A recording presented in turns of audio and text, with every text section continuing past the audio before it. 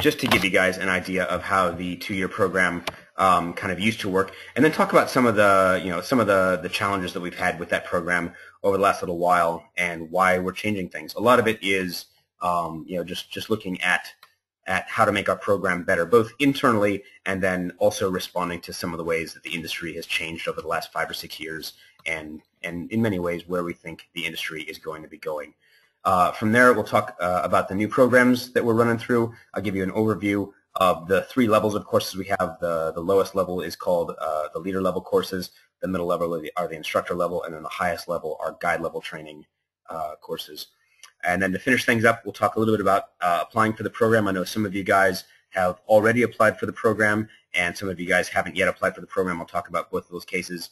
We'll talk about payment details, and then at the very end, if you have any questions that you haven't asked, we will take an opportunity to do that. I'm hoping that this whole thing will take somewhere around 20 minutes or half an hour, so I hope you guys enjoy. So there we go. So a little bit about kind of our background as a school.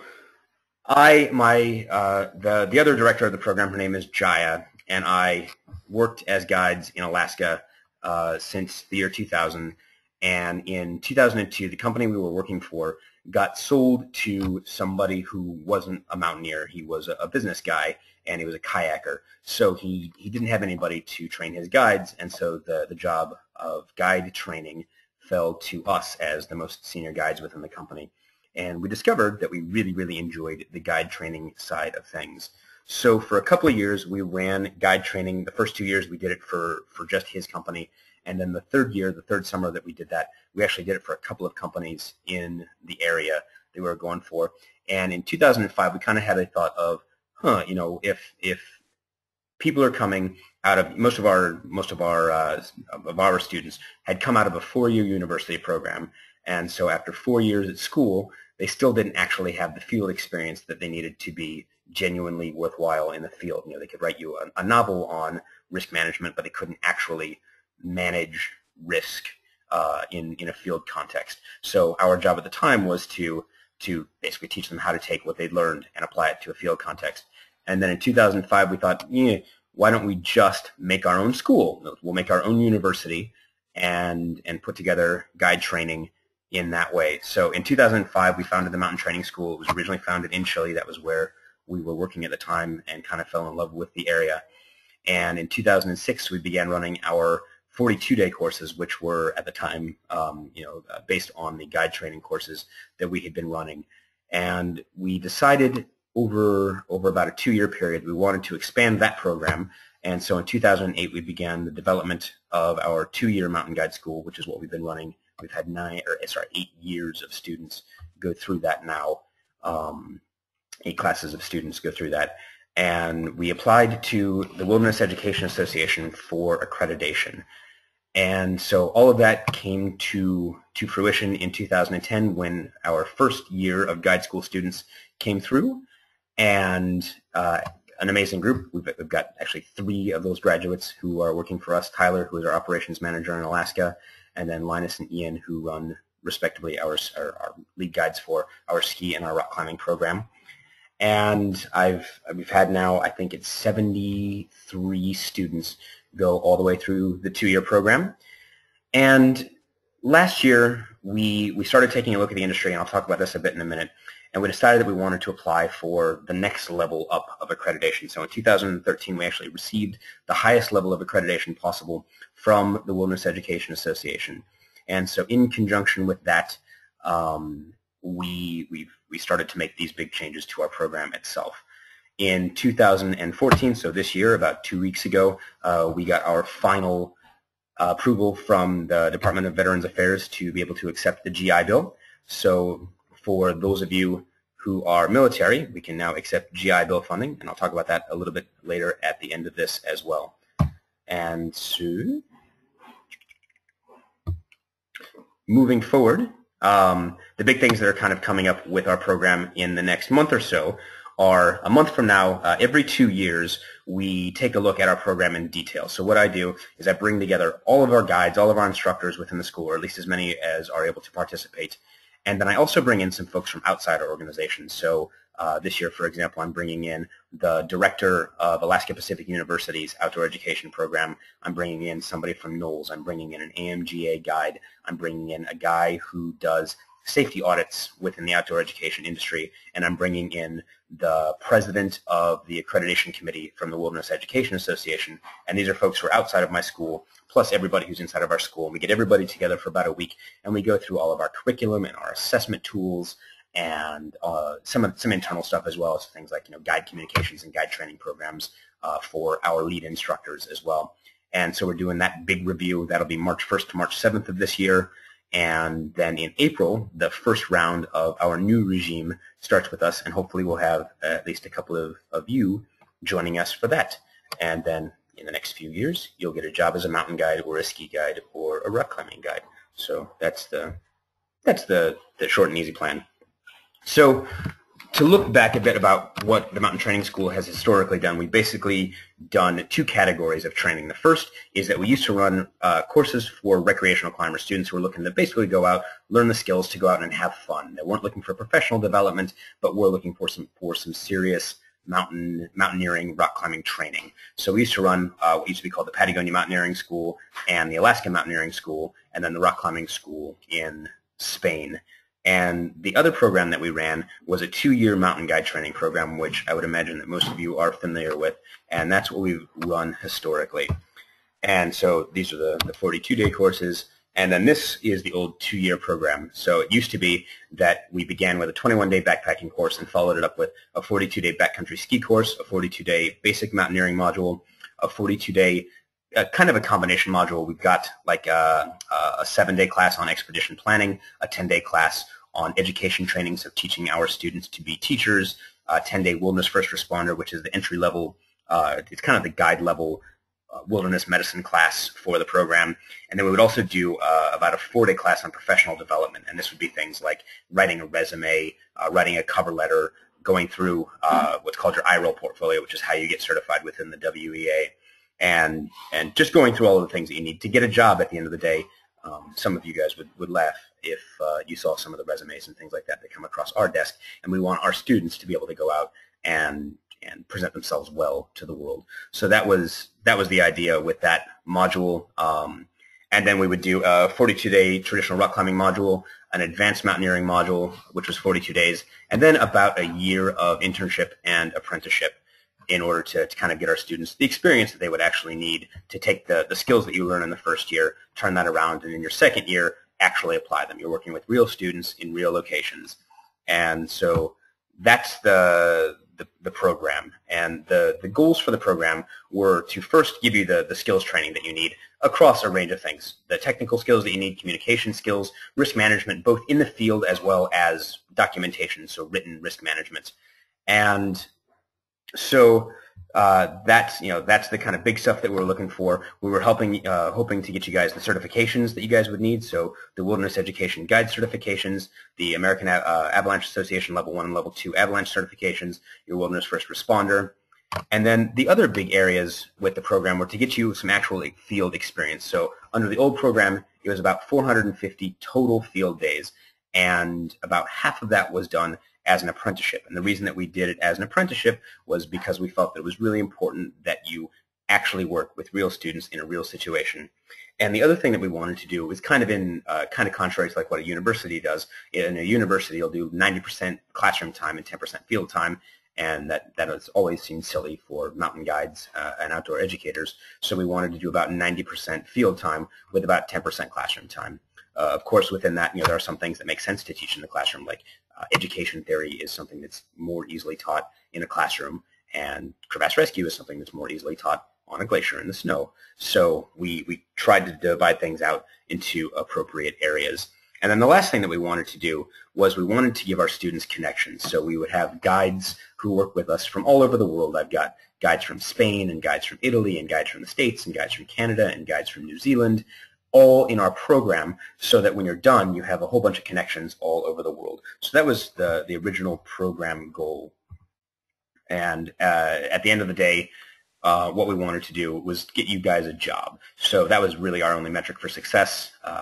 And so we recently did a survey of past graduates of our program, and 93% of our graduates were able to get a job doing technical things. They're not doing backpack guiding or summer camp type stuff. They're doing actual full-on skiing, mountaineering, or rock climbing guiding, and they get those jobs within 3 months of graduation of our program. So now I've got students who are working all over the world. There's a list of countries there on your screen. But yeah, working all over the world, and we've been very, very successful with this program, and I'm very proud of our students and what they're able to achieve kind of on the back of the training that we provide for them. So I guess that maybe the first kind of question is, why would we change something that's working really well?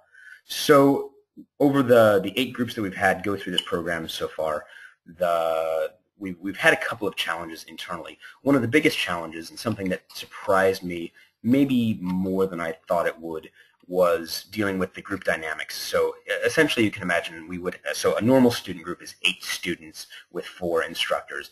And in the previous program, those 8 students would be together for more or less the full length of their course. So you'd have 8 students who were together for between a year and 2 years, depending on how their internships shook out. And so the social dynamics got challenging at some time. You can imagine, there's plenty of television shows that show you, if you lock 8 people into a small room for a period of 1 to 2 years, that can be challenging. It can lead to some really difficult interpersonal dynamics and things like that. So one of the things that we wanted to solve with our new program was to basically mix in new blood at various stages, allow students to pop into courses, pop out of courses. So maybe instead of having 8 students who are with you for that entire time, maybe you'll have 1 or 2 or 3 students with you who are for that entire time, but you'll get 5 or 6 new students in every time you do a new module or a new class within our program. The second thing is that we found that there was probably about half of our students who wanted specifically to be, for example, a rock climbing guide or a ski guide, but they were taking the other courses, so the rock climbers were taking ski courses and the skiers were taking rock climbing courses, that they didn't necessarily feel as passionate about. So it led to some students basically giving us the feedback that they came to our program to be a rock climbing guide. They kind of suffered through the other areas that were less important to them.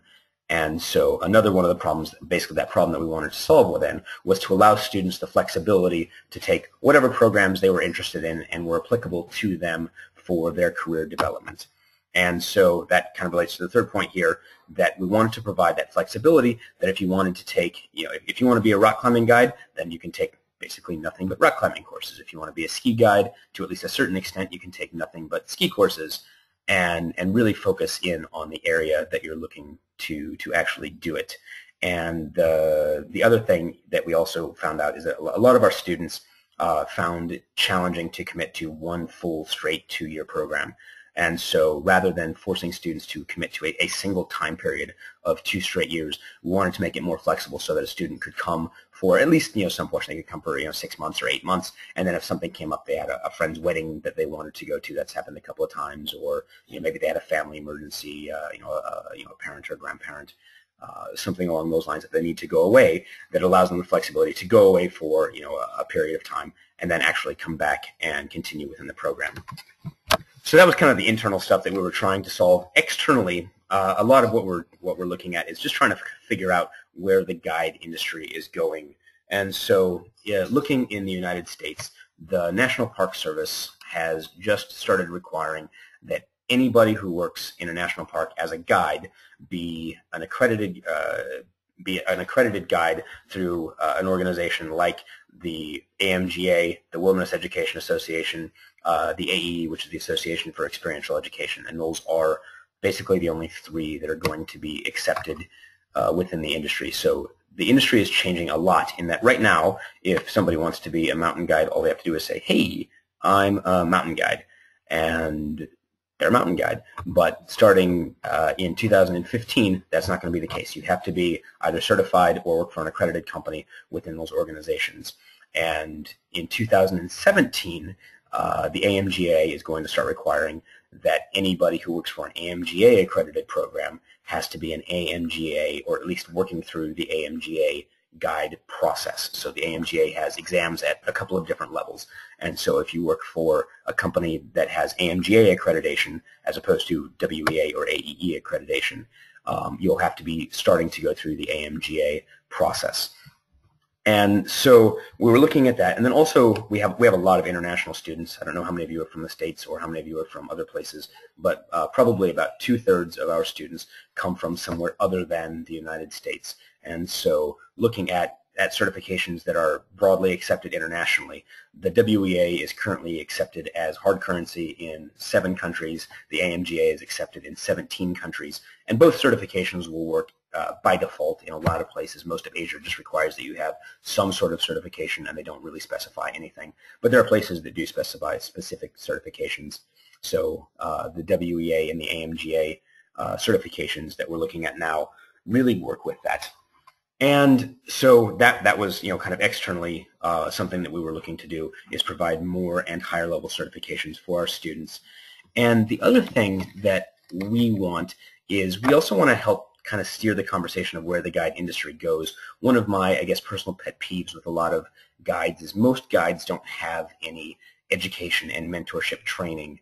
And I think that that's a real weakness of the industry. I want our guides, I want guides and students to be able to teach, and I want guides and students to be able to help other guides to develop. And most guides don't have that training. So we want to make it a priority. It's something that we feel is important within our program. So we want to help train our graduates to higher levels, but then we want them to take basically the values that we espouse and bring them up to the industry more broadly. So recently we rewrote our mission statement, and it's this right here. The Mountain Training School will train aspirant rock climbing, ski, and mountain guides in the technical skills, risk management skills, communication skills, and planning skills necessary to be a successful guide in the outdoor industry. We will create a culture of love and respect for our students, and in turn hope that they can bring that love and respect for their clients to the industry when they graduate. We will help our students to be good instructors and thoughtful, caring mentors. We will train our students to be the mountain guides we strive to be. And so that's our new mission statement as a school. And so along with that, and along with our new accreditation and looking at all of those program goals that we talked about earlier, we developed some different programs to help take students through there. So we divided our course out into 3 areas. We now have rock climbing training, ski and ski mountaineering training, or we have mountaineering alpine training. And we have that training occurring at 3 different levels. You've got the leader level, which are introductory training courses for students who are kind of looking to dip their toe into the outdoor industry, see if it's something that they like. And so these courses range, or these programs, it's a combination of several courses, range from a couple of months, about 2 months or so for the Rock Leader program, to about 8 or 9 months for the ski mountaineering program. The next level courses we have our instructor level, which are a little bit more in-depth, and these are where we get into proper proper guide and proper professional training. These courses range between about 1.5 years and 2.5 years, depending on whether you're going with the rock, ski, or mountaineering instructor level courses. And you can also start to get into some of the IFMGA certifications at this level. And then our final program ranges from about 3 to about 5.5 years, depending on if you're looking at rock, ski mountaineering, or mountain guiding. And again, providing certifications at a very high level, both within the WEA, within the IFMGA, within the avalanche community. So you get avalanche level 2 and avalanche level 3 training at this level. And these are for students who I guess would like to kind of go the IFMGA track, or to work full-on technical jobs, or students who are looking to work very broadly internationally. So students whose goals might be, for example, to work in Europe. So very quickly, these are the 4 leader level training courses we have: skiing, rock climbing, ski mountaineering, and mountaineering, ranging from 2 to about 7 or 8 months if you take the programs back to back to back. And so each of the programs is made up of a couple of classes. So for example, the rock leader, you have to take 2 classes, Rock 101 and Rock 201, and then there's an exam that you have to sit at the end of the program. So that's kind of how it's made up. So we have, Rock 101, Rock 201, that exam. The ski leader is 3 classes: Ski 101, Mountain 101, and Ski 201, plus the exam. And all of this information can be found in our catalog. If you haven't downloaded it already, in most of the emails that I've sent out over the last couple of days, there's a little download link, so you should be able to download the catalog and actually look specifically at what these classes are. There's course descriptions. You can also go onto our website. There's specific course descriptions for each of these classes. So I'm not going to spend a lot of time, detailing out exactly what all of these courses are, but the idea is basically that the 100 level courses are introductory courses for students without a lot of background in that area. So a Ski 101 would be for a student who doesn't have a lot of ski experience, and that course takes place, for example, basically entirely at a resort. So you do 21 days of skiing with an instructor at a 2-to-1 ratio, and you just run lap after lap after lap after lap. So you get pretty good at skiing within those 21 days, so that by the time you take Ski 201, which is this course right here, say a month or two later, that we can take you out into the backcountry and we can just start cruising in the backcountry. The Rock Climbing 101 course is the same rough idea. If you don't have a lot of rock climbing, the idea is to get you out leading. The Mountain 101 course is a foundational course for us. It's one of the few courses that we don't allow students to test out of at all, and we go through basically a full leadership curriculum, a full navigation curriculum. It's just one of the things that we found is that almost no matter where a student comes from, we want to make sure that they're up to snuff with a lot of these foundational skills, and that's where we get a lot of them. So those are the entry-level programs: Ski Mountaineering, Mountain Leader, Ski Leader, and Rock Leader. Moving forward, we've got some of these longer programs: Rock Climbing, Skiing, and Mountaineering. And if you look at this list, again, you can see like up here at the top, we've got Rock 101, Rock 201, and the Rock Leader exam. So if you came to our program and you think, hey, I want to get started with the Rock Leader and see what it's like, but then you want to continue on up and you want to work towards, for example, the IFMGA Rock Instructor Certification or the WEA Rock Instructor Certification, you can do that. It's not a different track. You would just take the Rock 101, Rock 201, the Rock Leader exam and say, hey, that's pretty cool. I enjoyed that program. I want to continue on. And in order to continue with the program, in order to get into Rock 301, by then you have to have taken Mountain 101. And so this is what that program would like. So this is the Rock Climbing program, the Ski Instructor program, and the Mountain Instructor program. The Mountain Instructor program is basically the old 2-year program. So for those of you who are familiar with the older 2-year program, that is now called Mountain Instructor. So just to give you some idea, like in the old program, like I said earlier, you've got the 21-day backpacking. The ski intro and the rock climbing intro were something that were separate and are now a little bit more kind of intermixed, but it's the same idea. So you got the 21-day backpacking, the 42-day skiing, the 42-day mountaineering on your left, and now those courses have basically been retitled, and you can see the titles for the courses in the right-hand column. 21-day backpacking became Mountaineering 101, the 42-day skiing became Ski 201, the 42-day mountaineering became Mountaineering 201, and so on and so forth. And so basically what we've done is we've taken these courses and then we've expanded into higher level training. So Rock 301 is a course that didn't used to exist for us at all, and we're starting to offer some 300 level training, and this is where we really start to get into some serious high-end guide level technical training for rock climbing. Rock 402, so the 300 level courses are where we really get into guide specific skills. The 400 level courses like Rock 402 or Ski 402 or Mountain 402, these are essentially giant resume building road trips. So you'll come out with us. So Rock 402 is 4 months long, and we pile everybody into a van and we drive or fly all over the place. So in Rock 402, for example, we might start out in Red Rocks in Las Vegas, and we'll spend 2 weeks in Las Vegas at Red Rocks. Then we'll go to Lemon in Arizona for 2 weeks, and we might go to Potrero Chico in Mexico for 2 weeks.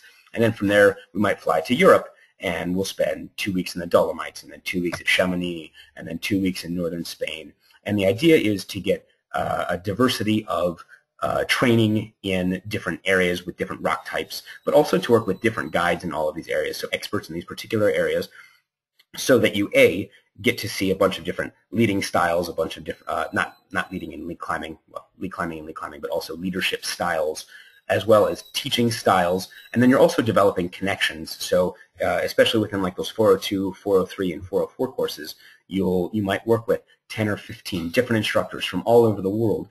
And so by the end of our program, you're thinking about, hey, 2 years ago, I worked with this company out of we worked with this company out of Red Rocks. They seem like really great guys. I'd like to go work with them. So you already have an in because you worked with that instructor before. So you're developing those professional relationships at the same time. Rock 403 and Rock 404 are paid high-level apprenticeships with us, and so that's it's an opportunity to start working as an apprentice on 403 on some of these lower-level courses, and then Rock 404 is work as an apprentice on some of the higher-level courses. So that's how the structure of the guide level works. The ski guide, because the ski guide both does a lot of mountaineering and rock climbing as well as part of the requirements within the AMGA to become a ski mountaineering instructor. We've included things like rock climbing 402 and 403 are also a part of that, and then the mountain guide, which is basically every course that we offer, because to be an alpine guide you have to be a good skier, you have to be a good rock climber, and you have to be a good mountaineer. So it's pretty much everything. So that's what the program looks like.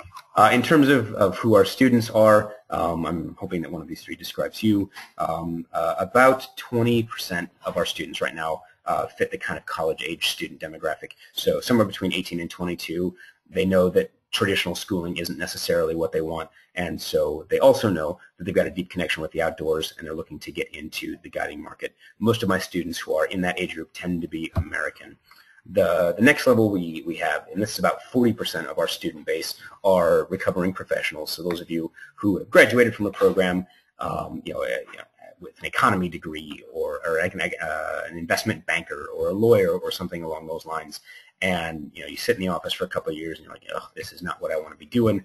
And so you come to us to get some retraining, to do something kind of cool and fun.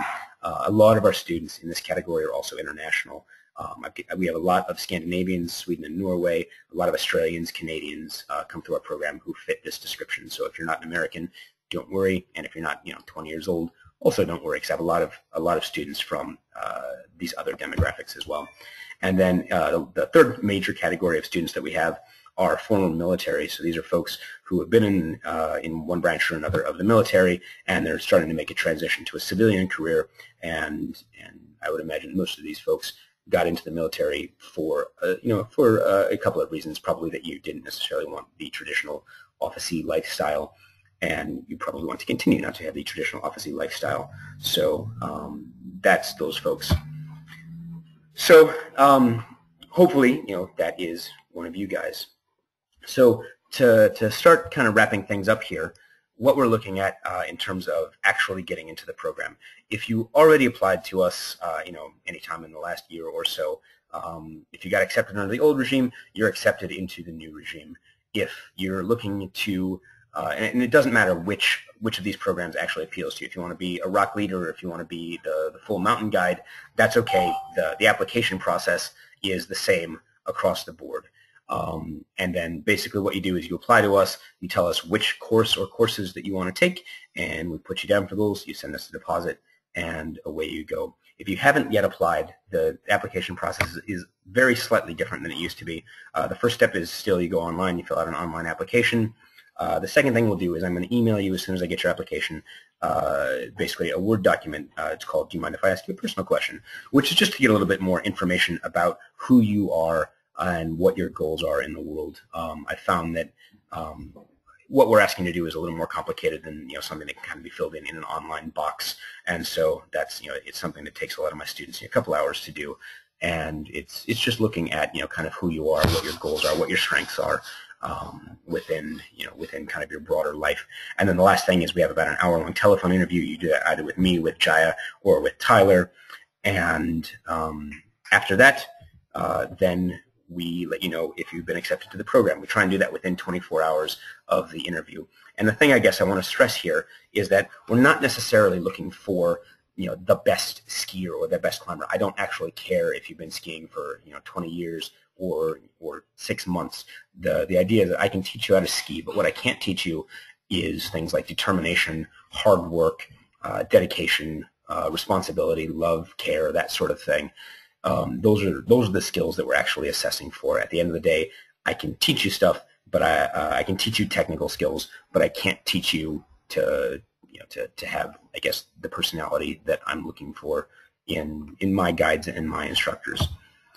So the last thing I want to start looking at is there's a big change in the way that we do payments and registration. It used to be that if you wanted to come for the 2-year program, you had to pay for the whole 2-year program up front, and you signed up for the whole 2-year program up front. So you would be enrolled with us from, say February 1st of 2014 through January 31st of 2016.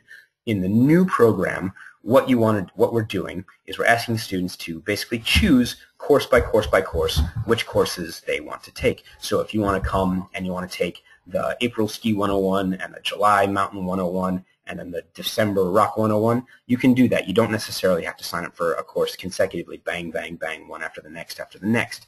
Instead, you can now pick and choose a little bit about when you want to attend. And so rather than paying for the whole course up front, you just pay on a class by class by class basis. Essentially, does that mean that, you can get, 2 or 3 classes into it and then drop out of the program? Of course it does. Am I fairly positive that if you start training with us and you continue to like the industry, that you'll continue to like training with us? Absolutely. I don't actually anticipate a ton of attrition within the program. Most of our students are very, very happy with the training they receive. And at the end of the day, I need to stand by what we're doing, and we will, and we are. I think we are the best option for mountain guide training in the industry, and I say that without trying to brag, but I don't think there's a better program out there. And we are the only program I know of that's structured like this, certainly the longest program that's out there, certainly the most in-depth program that's out there. And so I think that once you come, you'll like it and you'll continue to stick with us. So that's that. The other side of things in terms of how you actually pay, we still offer a student loan just like we used to. It's financed directly through us, and you can finance up to 50% of the cost of any course that you do. It's not financed through a bank, it's financed through me. And so for those of you who are Australian, that's fine. For those of you who are 23 years old and probably don't have a huge credit history, that's also fine. Charge a very reasonable interest rate, 10.5%, which is way less than you're going to get at a bank anyway, and certainly way less than you're going to pay on a credit card. And the loan program is available to just about anybody. The one caveat is that we do require a parent to co-sign with you. Basically, it doesn't matter how old you are. That's a requirement unless you're on the GI Bill, in which case the government is co-signed for you. So speaking of the GI Bill, we do accept the GI Bill now, and the cool thing is that the GI Bill will pay for, as long as you have your full benefits, so if you've been in the military for 3 or more years and haven't spent any of your GI Bill benefits, there's enough money in that fund to pay for any course you want to do with us, whether it's a 20-minute course, one of the 2-month courses, or whether it's the 5-year full-on mountain guide program. There's enough money that they provide between the tuition stipend and then the housing stipend that they provide to pay for everything, and that's including flights, gear, housing, any exams that you need to sit, etc. So those of you who are in the military, you guys are lucky guys. So the last thing I just wanted to address, a couple of questions that I've had come in by email quite a bit over the last few weeks, are, can you test out of the 101 courses?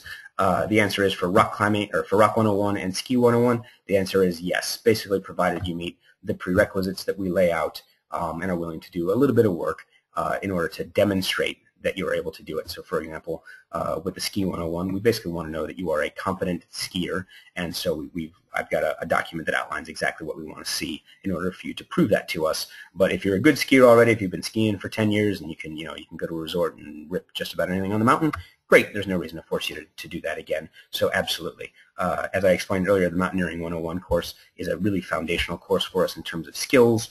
So we don't allow students to test out of that, and that's not up for discussion. It's important to us that all of our students come on board with kind of the same kind of vision and the same kind of basic outdoor skills, and that's where we lay all of that stuff out. So if that's something that you need some more information on, just send me an email and let me know. And then the last thing I'm going to say is that this is an exciting new program for us. We want our program to be successful. There are, some of the stuff is old. Like most of the entry-level courses are courses that I've taught, dozens and dozens and dozens of times. Some of the higher-level courses are going to be new for us.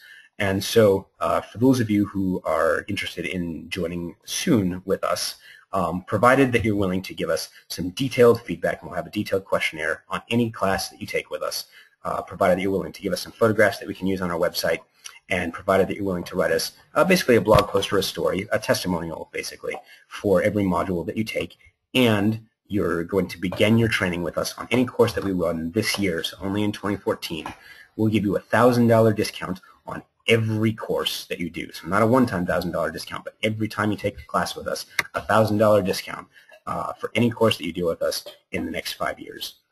So like it says below, I'm too lazy to do the math, but that, you could save $1 billion by doing that.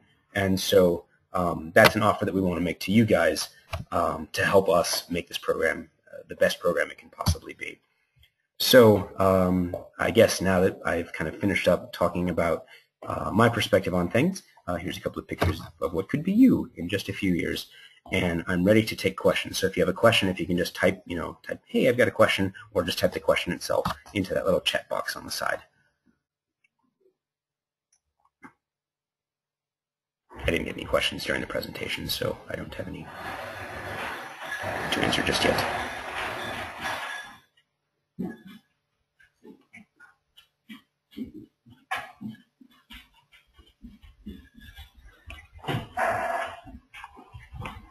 Yep, just take your time. No worries, we'll give it a minute or two. Type away.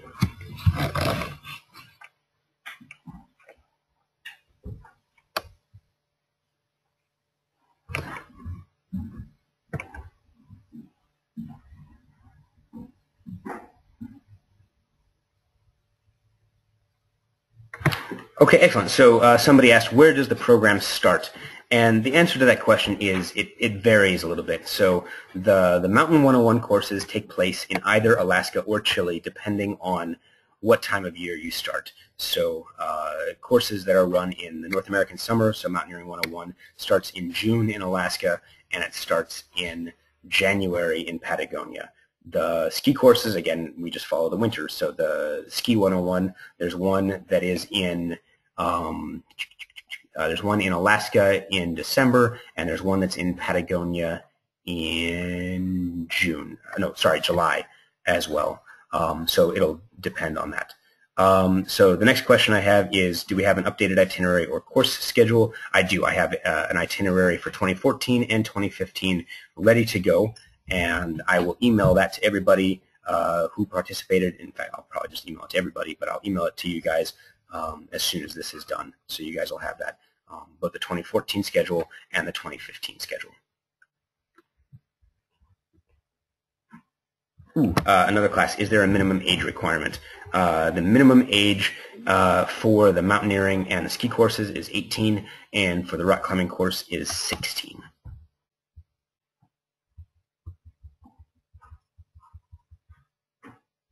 An excellent question. Are we looking for people to commit to the guide level training from the beginning, or just allow a student to come, say, for just the Mountain 101, maybe aiming for the Mountain Leader to be a first step? The answer to that question is it's nice to know kind of what your long-term goals are, and we certainly talk to you about that within the application process, but we are absolutely not necessarily looking for someone to make a decision about where they go with their career before they register with us in the program. And I say that because I've had take right now, I have a student named Carter, and Carter came to our program fully intent on becoming a rock climbing guide, and right now he's working as a ski guide in Alta. And so he came to our program, he did a little bit of skiing and said, oh wow, this is what I want to do. I don't want to be a rock climbing guide, I want to be a ski guide. And so he totally changed his mind, and that's okay. And that happens pretty frequently, that that folks will come in kind of thinking they might lean one way or another, and it turns out that they find their true love in something else. So that's easy, and we don't mind that at all.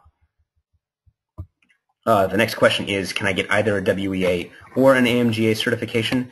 And the answer to that question is you can get both within our program. And I should probably be clear that we provide the training, and the WEA exams we are able to run in-house. We're certified to do that. The AMGA exams are going to be run and will always be run by the AMGA. They don't let other companies run AMGA exams for them. And so the actual exam for the AMGA thing will be run by the AMGA. And so so that's a bit about kind of the certification process. The cool thing about that is that you will have spent the last 2 to 4 years working with all of our courses are run with at least one WEA guide and one IFMGA, which is the international version of the AMGA guide. And so especially at those higher levels, at the 402 level courses, what we're doing is we're going to spend 4 or 5 days a week climbing or skiing, and the other 2 days a week, we basically just drill the bejesus out of you. So it's the instructor's job to come up with scenarios or skills tests and things like that. So by the time you actually go into your AMGA exams, it's pretty much routine. You've already done it because you've had somebody who's done it before drilling the bejesus out of you for months and months and months. So nothing that appears on the AMGA exams is a surprise. In most of our like one of the big things that we do with our exams internally is we try and mimic the AMGA exams. I've had an AMGA guide help us develop the internal exams, so that by the time you've taken my exam, the AMGA exam should be basically an extension of that. Next question I have is the ratio of men to women. Right now, it's about 6 men for every 2 women. So is that 75-25? And so, I think that's actually even a little bit higher than the industry as large. We work very, very hard to get girls into our program as well. If you're a girl, you should come. And so it's slowly changing in the industry. But right now, I think it's probably about 90-10 overall, and we're at about 75-25, which is pretty common. Next question is it realistic to get a job after completing the full program? The answer is yes. And so a couple of things to kind of clarify that. Like right now, even after our 2-year program, like I said, 93% of our students have jobs within 3 months of graduation, doing the kinds of things that I would imagine most of you are looking to do. Their rock climbing guiding, or their ski guiding, or their mountaineering guiding. Like I said, they're not not summer camp work or lifty work at a resort or something like that. It's actual technical work. And so if you're going through the full big program, especially if you're going through the full big program, I would imagine that you will probably have job offers even before you graduate. It's actually one of the biggest reasons that people leave our course early right now, before they finish up their apprenticeship, is they get a job offer before they're finished up with us now. And then the other thing I touched on earlier, I said, is that starting now, you have to, starting in 2015, your programs and guides have to start getting certification and accreditation. And in 2017, the AMGA is requiring that anybody who works for an AMGA organization is fully AMGA certified. So if you're going through that process, it's going to be an interesting time for guiding, especially in the United States, as we go through that transition, because there are lots and lots and lots of guides who are not certified. And so all of a sudden, you guys who come out of our program with full certifications are going to have tons of offers, because you're going to be among the very few folks who have this level of certification. To give you an idea, in the United States right now, there are 100 fully certified AMGA guides in the whole of the United States. In the whole state of Alaska, for all the mountaineering and all the ski guiding that goes on, there is 1 AMGA guide in the whole state. So in terms of opportunities, it's exploding, and that and that kind of coincides with a lot of growth in the industry at large. In that, like the industry at large is changing as well. As people kind of get more disconnected from the outdoors by living a more urban life, guides are going to become more and more important in that.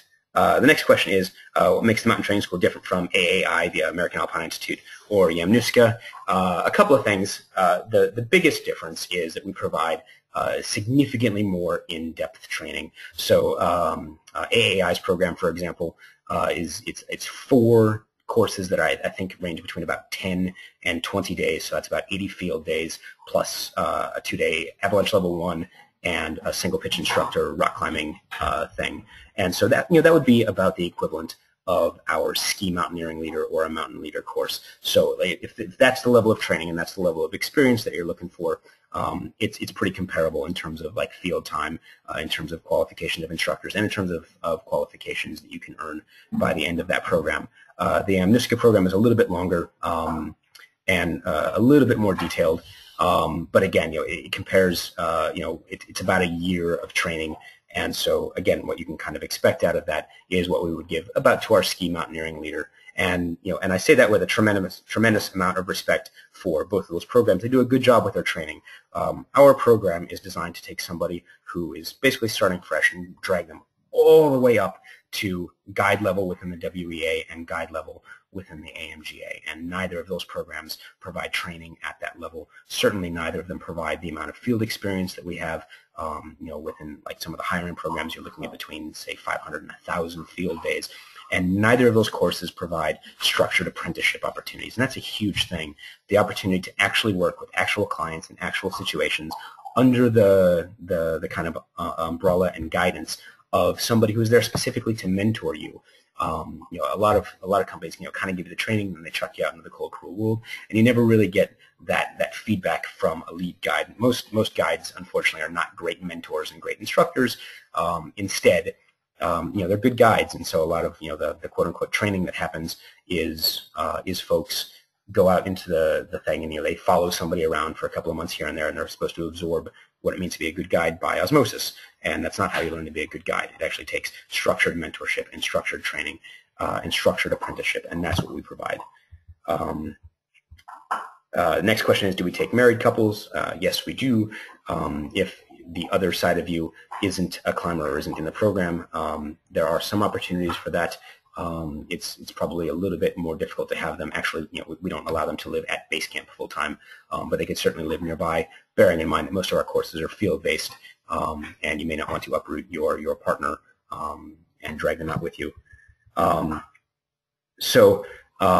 Just to kind of start wrapping things up, one last question: how much time between finishing the WEA and starting with the AMGA is acceptable? The answer is basically as soon as you finish your WEA exams, you can take your AMGA exams, and you don't necessarily have to take one before the other.